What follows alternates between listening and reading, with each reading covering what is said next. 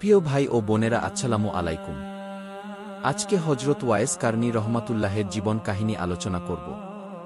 রাসূলে কারীম সাল্লাল্লাহু আলাইহি ওয়াসাল্লাম একদিন তার সাহাবায়ে কেরামকে বললেন, তোমরা জেনে রেখো, আমার এমন একজন ভক্ত আছেন, যিনি শেষ বিচারের দিনে রাবী ও মোজার গোত্রের ছাগলপালের পশম সংখ্যাতুল্য আমার পাপী উম্মতের জন্য আল্লাহর কাছে সুপারিশ করবেন। সবাই অবাক।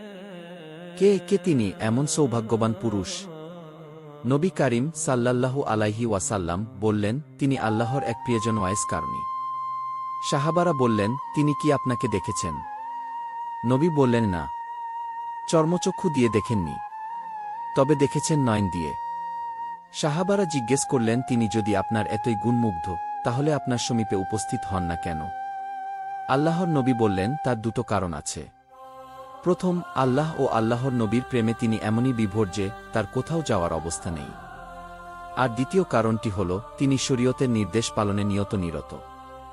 বাড়িতে তার বৃদ্ধা মা আছেন, তিনি অন্ধ। ওয়ায়েস ছাড়া তাকে দেখার আর কোনো লোক নেই। মায়ের ভরণ পোষণ, দেখাশোনা, সেবা পরিচর্যা ইত্যাদি যাবতীয় দায়দায়িত্ব তাকেই বহন করতে হয়। আবার রুজিরোজগারের জন্য তাকে উটো চড়াতে হয়। একান্ত অনুচরবর্গ অবাক হয়ে রাসূলুল্লাহ সাল্লাল্লাহু আলাইহি ওয়াসাল্লামের কথা শুনতে থাকেন। এমন একটি মহিমাময় মানুষকে দেখার ইচ্ছা পুষ্পিত লতার মতো বেড়ে উঠল সবার মনে। তারা বলেন, তার সাথে কি আমাদের দেখা হবে না? নবী বললেন, না, পার্থিব জীবনে তোমাদের সাথে তার দেখা হবে না। হযরত আবু বক্কর রাজিয়াল্লাহু আনহু কে লক্ষ্য করে তিনি বললেন, আপনিও আপনার জীবনে তাকে দেখতে পাবেন না, তবে উমর ও আলীর সঙ্গে তার সাক্ষাৎ হবে। অতঃপর তিনি ওয়ায়েস কারনীর দৈহিক বৈশিষ্ট্যের কথা উল্লেখ করলেন। তার সমস্ত শরীর অপেক্ষাকৃত বড় বড় লোমে ঢাকা, আর দুহাতের বাম দিকে একটা করে সাদা দাগ আছে। আসন্ন মৃত্যুর প্রাক্কালে মহানবী তার সর্বক্ষণের সঙ্গী হযরত ওমর ও হযরত আলী কে বললেন, আমার মৃত্যুর পর আমার জামা ওয়ায়েস কারনীকে দেবে। তাকে আমার সালাম জানিয়ে বলবে, তিনি যেন আমার গুনাহগার উম্মতের জন্য দোয়া করেন। নবীজির এ আদেশও যথাসময়ে পালিত হয়। হযরত ওমর এর শাসনকাল। মহানবীর নির্দেশ ভুলে যাননি তিনি। হযরত আলী কে সঙ্গে নিয়ে একদিন বেরিয়ে পড়লেন মহাতাপসের সন্ধানে কুফার পথে। কুফার মসজিদে খুতবা পাঠকালে হযরত ওমর উপস্থিত লোকজনদের ওয়ায়েস কারনী রহমাতুল্লাহের কথা জিজ্ঞেস করলেন, কিন্তু তেমন সুবিধা হল না। মানুষ তাকে দেখেছে, কিন্তু তার ভেতরের জ্যোতির্ময় ব্যক্তিত্ব শনাক্ত করতে পারেনি। যেটুকু সংবাদ পাওয়া গেল তা হল, সে একটা পাগল। লোকালয় ছেড়ে জনবিরল এলাকায় বাস করে, মাঠে উট চড়ায়, দিনের শেষে শুকনো রুটি খায়। লোকে যখন হাসে সে তখন কাঁদে, আর লোকে যখন কাঁদে সে তখন হাসে। খাপছাড়া আস্ত এক পাগল। এই সংবাদের ওপর ভিত্তি করে তারা দুজন কারণ এলাকায় গেলেন। ওয়ায়েস তখন এক মনে নামাজ পড়ছেন, পাশেই তার উট চড়ছিল। আল্লাহর ফেরেশতাগণ উটের পাল দেখাশোনা করছিলেন। নামাজ শেষ করে তিনি অতিথিদের কাছে এসে সালাম জানালেন। তারা বললেন, আপনার নামটা জানতে পারি কি? তিনি বললেন, আব্দুল্লাহ। হযরত ওমর বললেন, আপনার আসল নামটি বলুন। ওয়ায়েস। দয়া করে আপনার হাতখানা দেখাবেন। তিনি হাত বাড়িয়ে দিলেন। নবীজির কথার সঙ্গে হুবহু মিল, সেই সাদা দাগ, অথচ সেটি নয়। হযরত ওমর হাতে চুমু দিলেন, তারপর তার হাতে তুলে দিলেন রাসূলুল্লাহর এর পবিত্র জামা। আর তিনি যেন রাসূলুল্লাহের উম্মতদের জন্য দোয়া করেন, সে কথাও তার কাছে নিবেদন করা হল। কিন্তু ওয়ায়েস রহমাতুল্লাহ বললেন, আপনারা ভালো করে খোঁজ নিন, সম্ভবত তিনি অন্য লোক হবেন। খুব ভালোভাবেই খোঁজ নিয়েছি।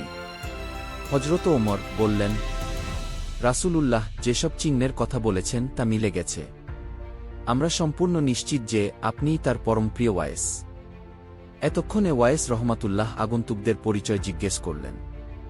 পরিচয় পাওয়ার পর পুলকিত চিত্তে তিনি তাদের সালাম জানালেন, হাতে চুমু দিলেন, বললেন, আপনাদের মতো মহাসম্মানিত ব্যক্তিবর্গ এ গরিবের কাছে তশরিফ এনেছেন, এ আমার পরম সৌভাগ্য। আরও বললেন, নবীজির গুনাহগার উম্মতের মুক্তির জন্য দোয়া করার যোগ্যতা আপনাদেরই বেশি রয়েছে। হযরত ওমর বললেন, আমরা তা করছি, কিন্তু আপনিও রাসূলুল্লাহর নির্দেশ পালন করুন। হযরতের পবিত্র জামাটি হাতে নিয়ে ওয়ায়েস কারনী সামান্য তফাতে গিয়ে সেজদায় লুটিয়ে পড়লেন। আল্লাহর কাছে প্রার্থনা জানালেন, প্রভু গো, রাসূলুল্লাহর উম্মতদের গুনাহ মাফ না করলে আমি এ জামা পরব না। নবী মুস্তাফা, হযরত ওমর ও হযরত আলীর প্রতি যে দায়িত্ব ন্যস্ত করেছেন তারা তা পালন করেছেন। 1:8 এখন আপনার কাজ বাকি। আপনি আপনার প্রিয় বন্ধুর উম্মতের পাপ মাফ করে দিন। দৈববাণী হল, হে ওয়াইস, তোমার দোয়ার কারণে কিছু সংখ্যক উম্মতকে মাফ করা হল। কিন্তু তিনি শুনলেন না। বললেন, যতক্ষণ না সমস্ত উম্মতকে মার্জনা করা হয় ততক্ষণ আমি নবীজির দেওয়া জামা পরব না। ইলহাম এলো তোমার দোয়ার জন্য কয়েক হাজার মানুষকে মার্জনা করা হবে। হযরত ওয়াইস রহমাতুল্লাহ যখন এভাবে সেজদাবনত অবস্থায় প্রতিপালকের দরবারে তার আবেদন রাখছেন, তখন সেখানে ওমর রাজিয়াল্লাহু আনহু এসে হাজির হলেন।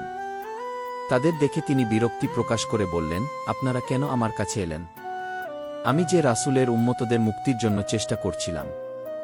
যে পর্যন্ত না তাদের সবাইকে মাফ করাতে পারছি, সে পর্যন্ত আমি প্রিয় নবীর জামা গায়ে তুলব না। খেলাফত তুচ্ছ হয়ে যায়। ছিন্নবস্ত্র পরিহিত এই মানুষটির অন্তর্জ্যোতি উপলব্ধি করে হযরত ওমর অভিভূত ও ভাবাবিষ্ট হয়ে পড়লেন। সামান্য একটি লোক অথচ কি অসামান্য তার দৃষ্টিভঙ্গি। সাধারণ একটি মানুষ অথচ অসাধারণ। এর তুলনায় তুচ্ছ তার খিলাফত, তার কর্তৃত্ব ও আধিপত্য। বিতৃষ্ণায় মন ভরে উঠল তার। বললেন, এমন কি কেউ আছো যে একখানি রুটির বিনিময়ে খেলাফতের দায়িত্ব নিতে পারো? তার এই শক্তোক্তি শুনে ওয়াইস রহমাতুল্লাহ বললেন, যে বোকা, শুধু সেই তা নেবে। শুনুন, সত্যিই যদি মন না চায় তাহলে ওটা ছুঁড়ে ফেলে দিলেই তো হয়। যার মন চায় সে কুড়িয়ে নেবে। ওসব বিনিময়ের কথা কি বলছেন? এই কথা বলে তিনি এবার রাসূলুল্লাহর প্রদত্ত পোশাক পরম ভক্তিভরে পরলেন। তারপর বললেন, আল্লাহ এ অধমের প্রার্থনায় প্রতিশ্রুতি দিয়েছেন, রাবি ও মোজার কবিলার নবীজির উম্মতকে মার্জনা করবেন। হযরত ওমর ও হযরত আলী নির্বাক হয়ে দাঁড়িয়ে রইলেন। এই মহাতাপসের আত্মিক শক্তির পরিচয় পেয়ে তারা বিস্ময়ে বিহ্বল হলেন, উভয়ে নির্বাক। কিছুক্ষণ পরে হযরত ওমর বললেন, রাসূলুল্লাহ এর প্রতি আপনার এমন গভীর ভালোবাসা, অথচ আপনি একবার গিয়ে তাকে দর্শন করেননি কেন? ওয়াইস রহমাতুল্লাহ এ প্রশ্নের জবাব না দিয়ে বললেন, আচ্ছা, আপনারা তো তাকে দেখেছেন, তাই না? হ্যাঁ, দেখেছিই তো। মনে হয় আপনারা কেবল তার জব্বাই দেখেছেন, তাকে ঠিক দেখেননি। বলুন তো, তার পবিত্র ভুরু দুটি জোড়া ছিল না আলাদা? প্রশ্ন শুনে তারা অপ্রস্তুত। আশ্চর্যের কথা, দুজনের কেউই ওয়াইস রহমাতুল্লাহের প্রশ্নের উত্তর দিতে পারলেন না। তিনি আরও একটি প্রশ্ন করলেন, আচ্ছা, মনে হয় প্রিয় নবীর ওপর আপনাদের গভীর ভালোবাসা ছিল, তাই না? নিশ্চয়ই। আর সে ভালোবাসা এখনও অটুট। তাই যদি হয়, ওয়াইস রহমাতুল্লাহ বললেন, তাহলে আপনাদের দুজনের মুখে এখনও দাঁতগুলো রয়েছে কিভাবে? ওহদের যুদ্ধে রাসূলুল্লাহর দাঁতগুলি ভেঙে গেল, অথচ সমবতী হয়ে আপনাদের দাঁতগুলি ভেঙে ফেলতে পারলেন না। অথচ এখনও দাবি করেন তার প্রতি আপনাদের ভালোবাসা এখনও অটুট। আর শুনুন, আমি তাকে চোখে কোনো দিন দেখিনি। ওহদের যুদ্ধে তার কোন দাঁতটি ভেঙে পড়ে তাও দেখিনি। কিন্তু যখন শুনলাম যুদ্ধে নবীজির দাঁত ভেঙে গেছে, তখন ভাবলাম তার মুখে তো এখন দাঁত নেই, তাহলে আমি আমার দাঁত রাখি কোন মুখে? মনে হওয়া মাত্র একটি দাঁত উপরে দিলাম। পরক্ষণে মনে হল তার ঠিক কোন দাঁতটি ভেঙে গেছে তা তো জানি না। হয়তো সে দাঁতটি এখনও রয়েছে আমার মুখে।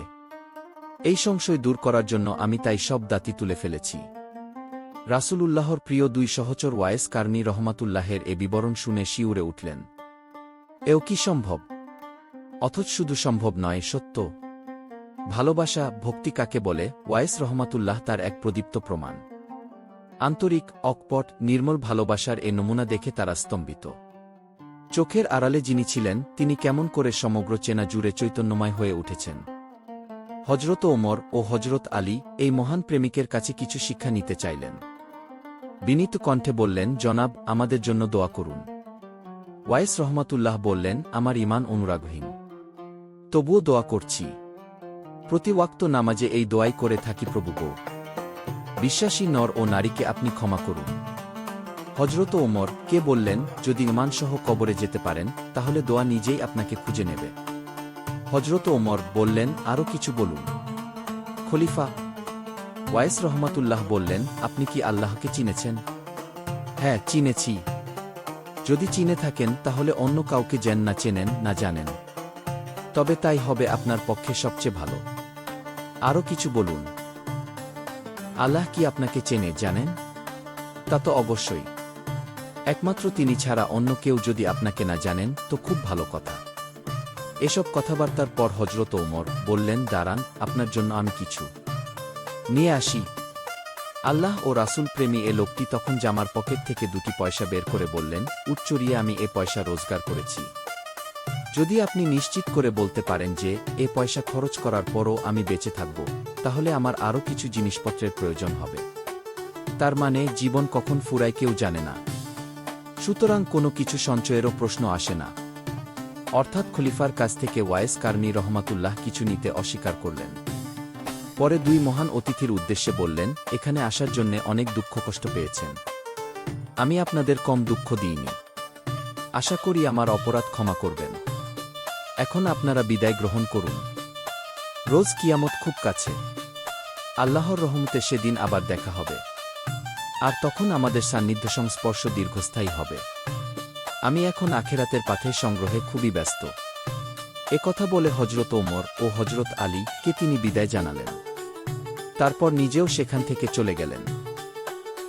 এই সাক্ষাতের পর থেকেই খলিফা ও তার সঙ্গী হযরত আলীর মাধ্যমে ওয়াইস কারনী রহমাতুল্লাহের নাম চারদিকে ছড়িয়ে পড়ে।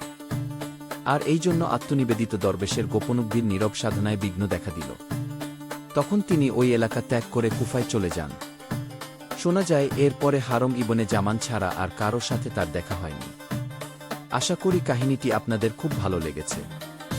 এরকম কাহিনী পেতে আমার চ্যানেলটাকে সাবস্ক্রাইব করুন প্লিজ।